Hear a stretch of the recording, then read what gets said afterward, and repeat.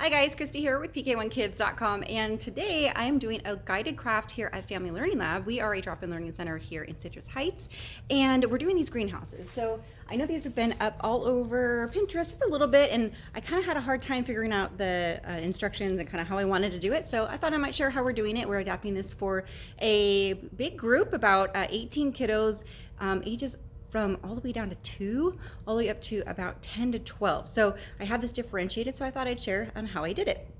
So let me turn the camera around. Step by step here. Here's our learning center. Isn't it so fun? We get to do all the crafts. So fun. So I did this craft with popsicle sticks. You can see I started out trying to do staples, and then I quickly switched to our glue dots here, the lovely dollar store brand. So this is how I have it prepped for the older kids.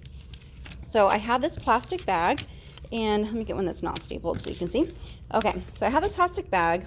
I put glue dots on the tops and bottoms of 2 sticks and stuck them on, and then I use the little papers here to put that on top.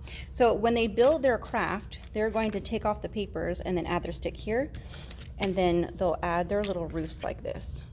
Okay, and then I made these printables. I made this, it's just really quick in PowerPoint, you guys. You just measure the width and measure the height of what you need your triangle to be on your ruler, and then you can just set your shape to be exactly that size. And I was able to put 2 on a sheet and then print those on green cardstock, so it worked pretty well for that. And then I have the paper towel. I already sprayed it with water and kind of stuffed it in there. And then they have their little cup of peas. We chose peas for this. I feel like it's such a good choice for little ones. It's very exciting to watch those guys grow. And so they're going to be able to stuff their little peas here on the towel. And then I've given them some stickers that they can add some stickers. And then I had these foam shapes anyway, so I put these out. Everyone's got a bottle of glue.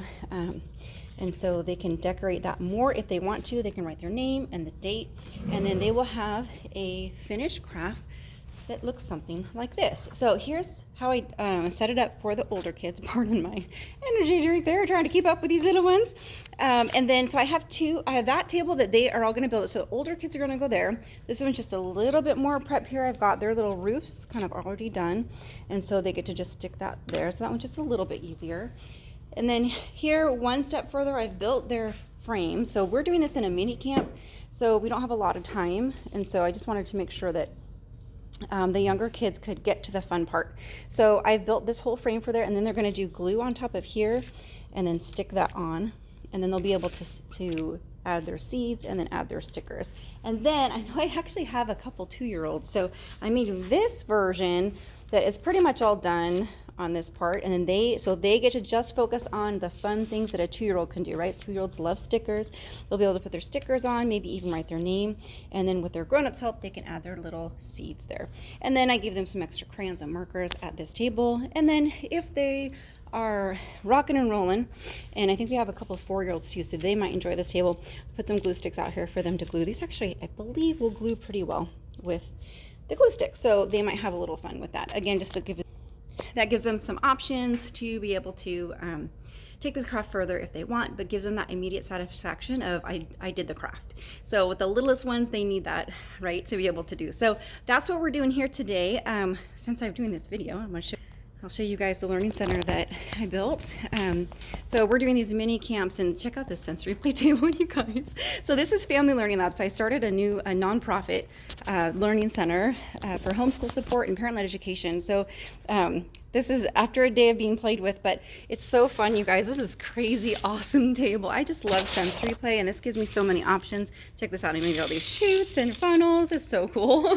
So yeah, so this is our learning center set up for our mini camps, and then during the school year, we'll have all sorts of stuff going on to support families who are educating their own kids. Anyway, just want to pop on. I know it's been a long time since I made a video. That's what I'm up to. And if you want to do this craft, hopefully those little pointers help. There's another version where you just make, it's all cardstock, and you just cut a big window out of it. And then you can tape your sandwich baggie to the back. So I like this one because the older kids get to like construct their house a little bit. And it's just really fun. So, and I liked having it kind of pre-prepped for the younger ones. So anyway, let me know what you guys think, and if there's any other crafts you want me to try out. It'll be fun. All right, good to see you guys again. And thanks for watching. And check us out at pk1kids.com, and then our nonprofit if you're interested. If you're anywhere in the Sacramento area in Northern California, we're familylearninglab.org. All right.